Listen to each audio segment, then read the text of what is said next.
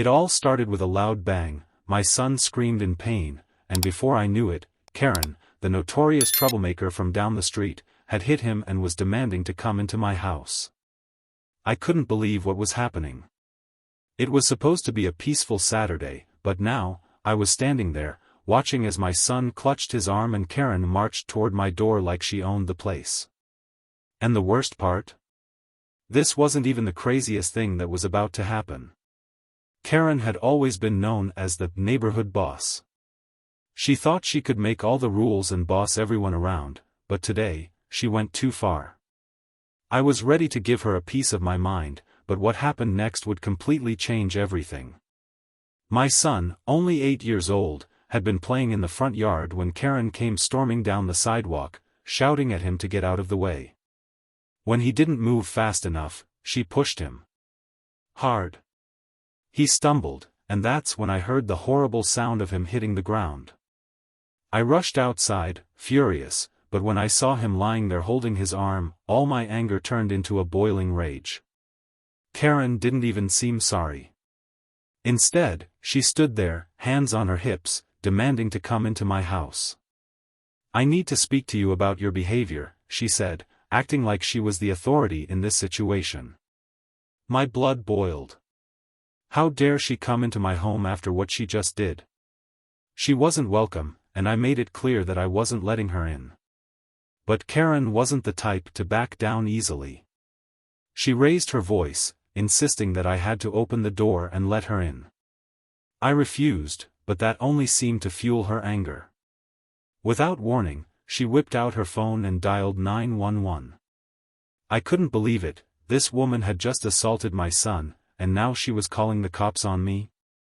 By now, I was standing in the doorway, trying to calm my son and make sure he was okay. My mind raced as I realized the situation was quickly spiraling out of control. Karen wasn't just making a scene, she was trying to turn everything upside down, and I wasn't about to let her get away with it. I grabbed my phone, ready to call the cops myself, but before I could dial, I heard the sirens approaching. Karen had called the police, but little did she know, she was about to face consequences she didn't expect. What happened next would not only change the way our neighborhood saw her, but it would leave her speechless and without any power to get what she wanted. The police arrived within minutes, but Karen was far from being calm. She was still standing at my front gate, waving her arms and shouting that I was harassing her and blocking her access to my property. The officers approached her first, and as they listened to her story, it was clear she was trying to paint herself as the victim. She claimed that I had locked her out, and that she was just trying to speak to me about some neighborhood issues. Her words were dramatic, full of exaggerations, but it wasn't long before the officer turned to me to hear my side. "I need to hear from both of you," one of the officers said, clearly trying to stay neutral. "What's going on here?" I didn't waste any time. I explained that Karen had pushed my son, causing him to fall and hurt himself, and now she was demanding to come into my house like she had some sort of right to do so. I told the officer exactly what had happened and showed him the scene. My son, still sitting on the porch, was visibly upset, clutching his arm. The officer took one look at him and then back at Karen, who was still standing there, pretending like she hadn't just caused harm. The police officer looked at Karen, his expression growing more serious. "Ma'am," he said calmly, "did you push this boy?" Karen's face turned bright red. She stammered for a moment, then attempted to defend herself. "He's just making it up," she yelled. "I was only trying to get his attention, and he's exaggerating. I didn't do anything wrong." I could feel my frustration rising as I watched her deny the obvious. I had never been one to raise my voice in tense situations, but the thought of her lying about what had happened made me want to shout. The officer, clearly not convinced by her story, turned to his partner, who was already speaking into his radio, calling in the details. "Do you have any injuries, ma'am?" the officer asked Karen, and she immediately started to shake her head, trying to act like everything was fine. "No, no injuries, I'm fine," she insisted. But at that moment, her lies were getting harder to keep track of. The officer looked at me and nodded as if to say, "We'll handle this." And then it happened. The officer turned to Karen and asked her to step aside, away from the gate. The air seemed to tense up as Karen's face twisted in disbelief. "You're under arrest," he said, his voice firm and unwavering. Karen froze. Her eyes widened, her mouth dropped open, and for a moment, I think she truly believed that she was going to talk her way out of it. She opened her mouth to protest, but the officer quickly put the cuffs on her and led her toward the police car. It was one of those moments that felt surreal. Here was this woman, the self-proclaimed queen of the neighborhood, being taken away in handcuffs, all because of her own poor decisions. As Karen was being led to the car, I could hear her shouting and yelling, but the officer wasn't having it. "You've got no one to blame but yourself, ma'am," he said calmly, "you've crossed the line." The sound of her protests faded as the police car pulled away, and I finally let out a breath I hadn't realized I was holding. The whole situation had turned upside down so fast, but now, I could breathe easier. I turned to my son, who was still sitting on the porch, looking wide-eyed at the whole scene. I knelt beside him and checked to make sure he was okay. His arm hurt, but there didn't seem to be any serious damage. I gave him a reassuring smile, trying to keep things calm after such a chaotic event. "We're all right," I told him, and he nodded, looking up at me with a small, relieved smile. After everything calmed down, I made sure to call the doctor just to be safe, but it was clear that the damage was more emotional than physical. Karen's outburst and the way she had tried to manipulate the situation had shaken us both, but I wasn't about to let her get away with it. She had crossed a line by hurting my son and acting like she could do whatever she wanted. The police report was filed, and later that night, I received a call from the officer who had been at our house. He confirmed that Karen had been arrested for assault and was facing charges.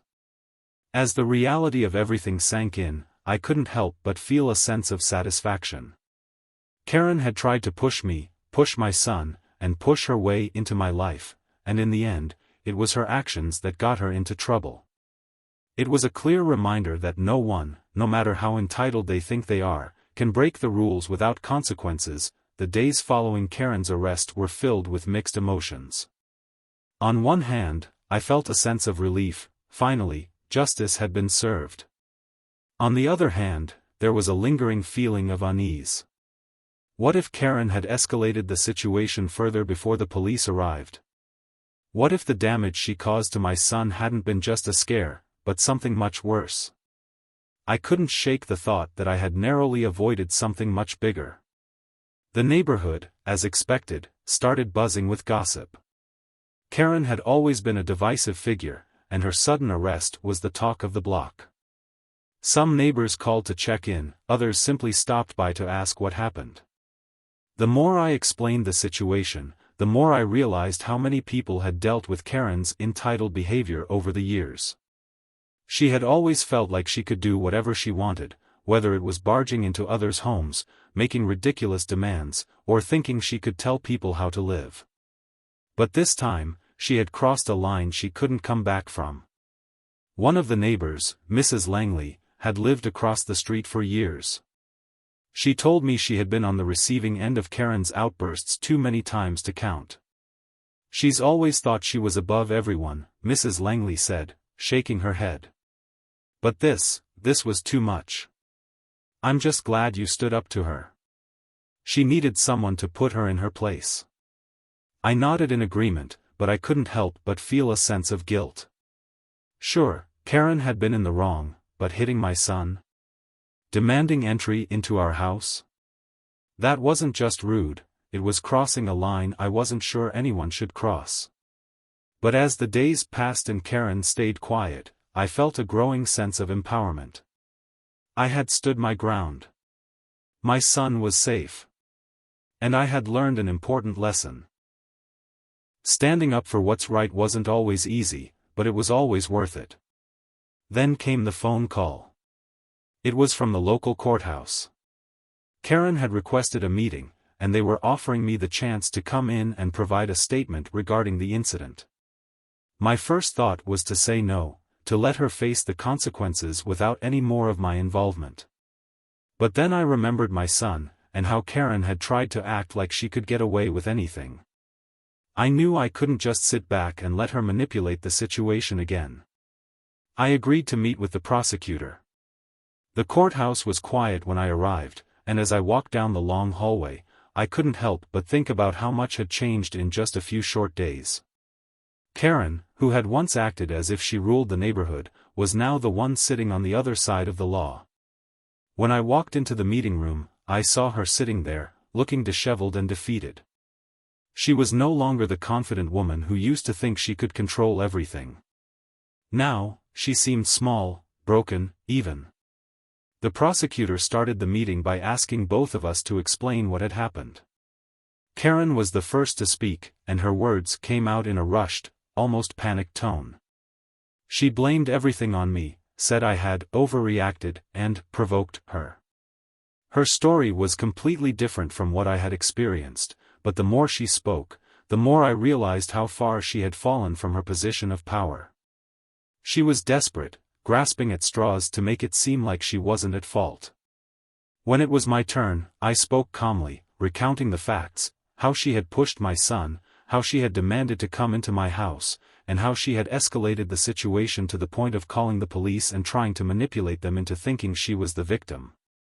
I told them everything, how she had made my son feel unsafe and how her actions had disrupted our lives. After the meeting, the prosecutor assured me that the case would proceed and that Karen's actions would not go unnoticed. It was clear to everyone in that room that she had acted out of line. As I walked out of the courthouse, I couldn't help but feel a sense of closure. The system was doing its job, and Karen was finally being held accountable. That night, I checked in with my son again. He had been through a lot, but he was resilient. He seemed to be doing better, even cracking a smile when I asked him about his day. We talked about what happened, and I could tell that, in his own way, he was beginning to understand that not everyone's actions are okay, no matter how entitled they might seem. As the days turned into weeks, the tension in the neighborhood started to ease. Karen, once the loudest voice in the community, was now silent. She didn't show up to any neighborhood gatherings, and her usual disruptive behavior was nowhere to be seen. The peace that followed was hard-earned, but it felt good.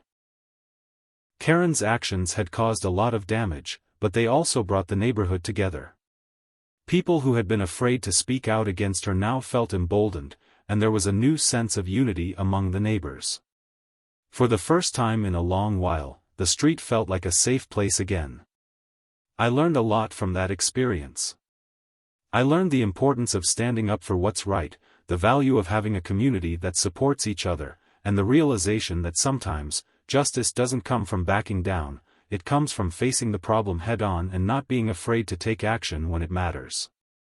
As for Karen, she would never have the same hold on the neighborhood again. Her attempts to bully and control had been met with resistance, and it was a lesson she would never forget. The weeks that followed were quieter than I expected.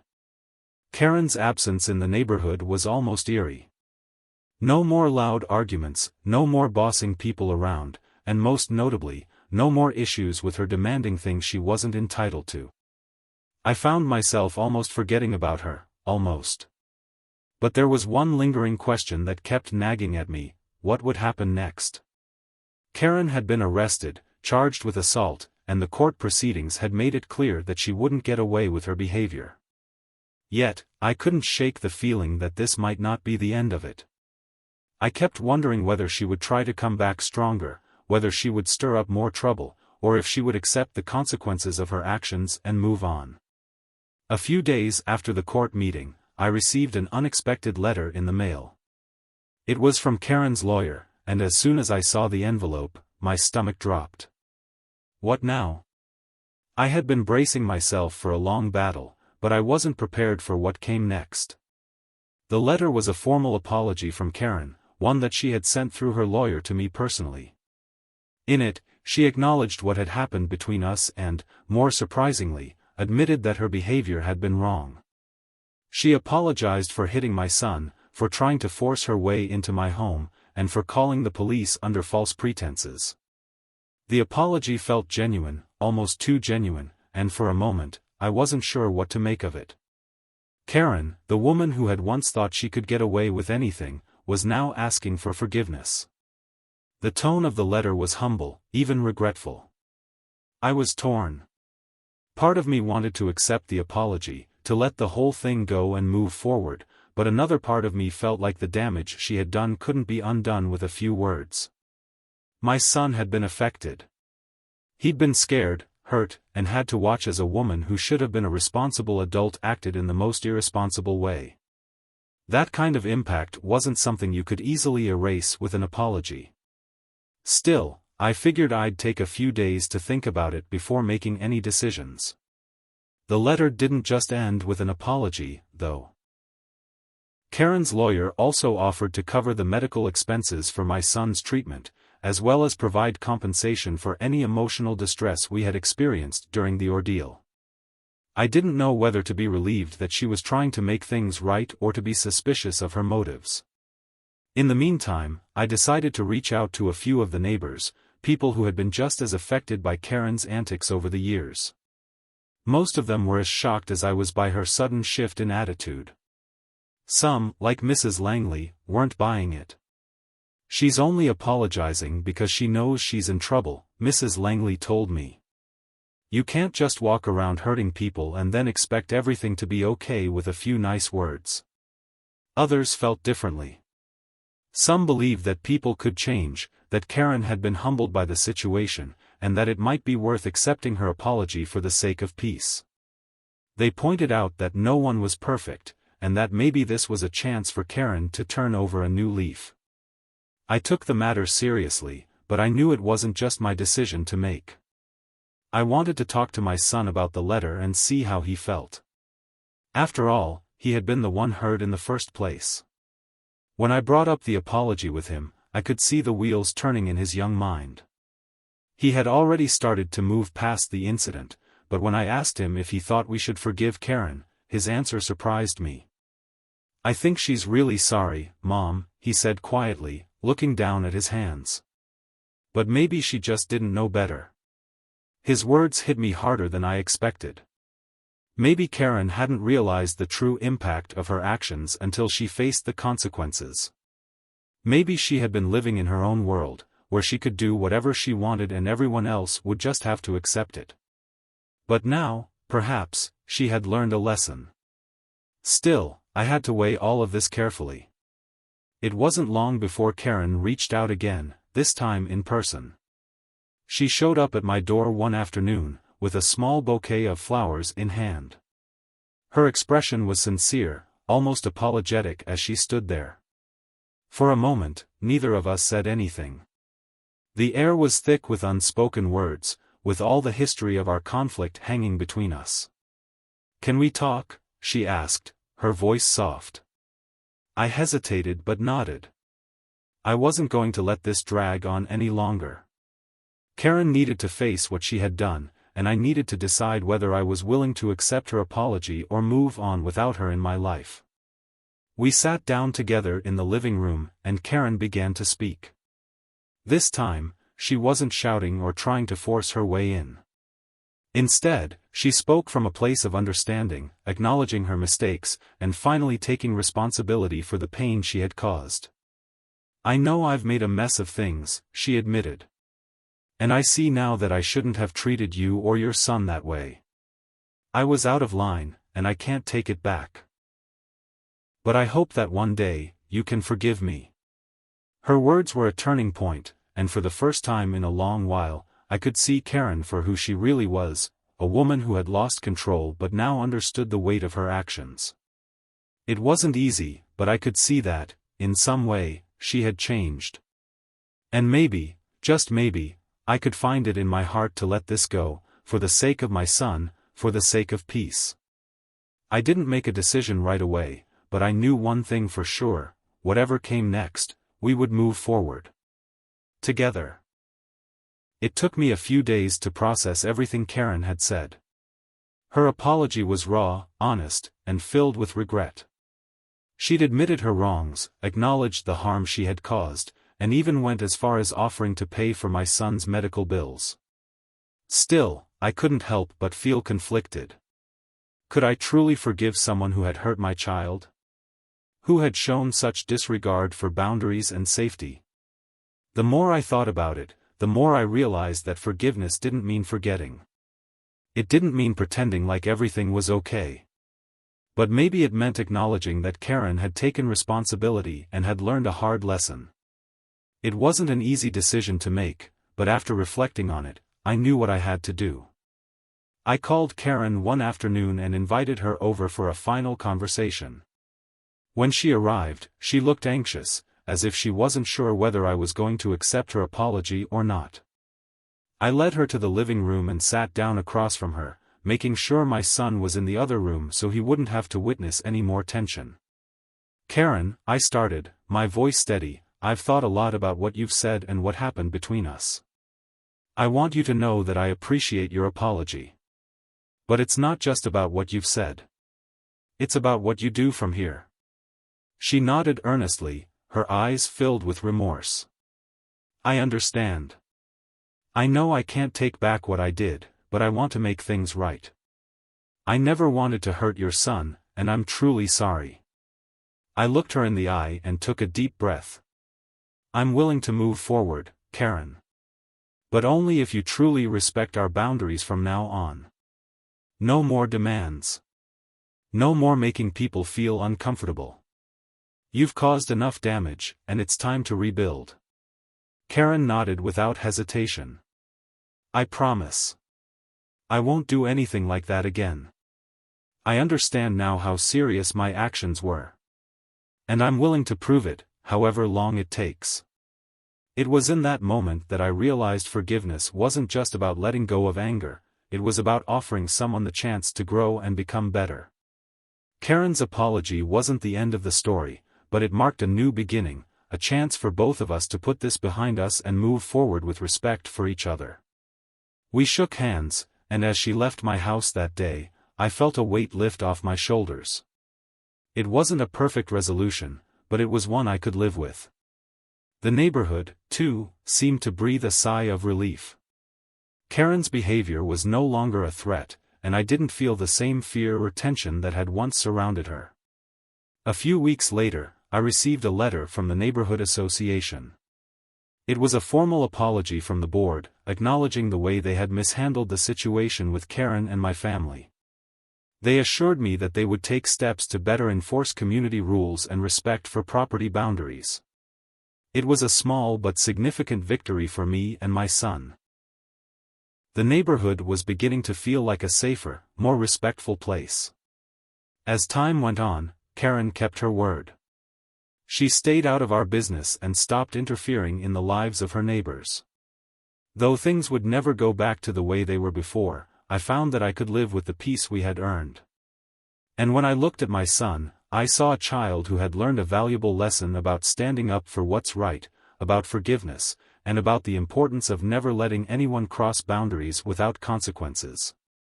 I realized then that the true victory wasn't in making Karen apologize. It was in showing my son that sometimes, standing firm doesn't just mean protecting your space, it means allowing people to change, if they're willing to do the work. In the end, Karen's story had come full circle, but the lesson it taught us was one that would stay with us forever. Life wasn't about getting revenge or holding grudges, it was about learning, growing, and moving forward with integrity. A few months later, I received an unexpected visit from Karen. She came over to apologize again, this time with a small gesture, a plant for the garden. It was simple, but it showed that she was making an effort to rebuild trust, not just with me, but with herself. We chatted for a bit, and for the first time, there was no tension between us. We were two people who had gone through a difficult experience but had come out stronger on the other side. As Karen walked away that day, I realized that, despite everything that had happened, I had learned something important, too. Life wasn't always smooth, and not everyone you meet will treat you with respect. But you have the power to choose how you respond. In the end, it wasn't about the way Karen had acted, it was about how I chose to handle it. And I was proud of the way I had navigated this mess, calmly, firmly, and with my son's safety in mind. We had come through the storm together, and now, we could finally enjoy the peace we had worked so hard to restore.